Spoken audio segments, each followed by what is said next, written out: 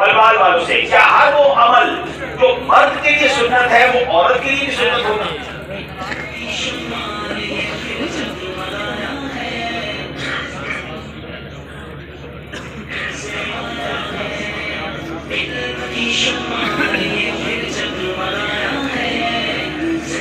بسم اللہ الرحمن الرحیم۔ ہر وہ عمل جو مرد کے لیے سنت ہے لازم نہیں کہ وہ عورت کے لیے سنت ہو۔ بعض سنتیں ایسی ہیں جو مرد کے لیے ہیں، جیسے آج مرد کو داڑھی رکھنا سنت ہے اور عورت کو داڑھی رکھنا سنت نہیں۔ عورت کے لیے یہ ہے کہ اگر اس کے منہ پر داڑھی آ جائے، بال آ جائے تو اسے تراشنا لازمی ہے، اور اسی طرح مرد کو امامہ باندھنا سنت ہے اور اسی طرح عورت کو امامہ باندھنا سنت نہیں۔ لیکن بعض سنتیں ایسی بھی ہیں جو مرد اور عورت دونوں کے لیے یکساں ہیں۔ بالکل درست دیا ہے۔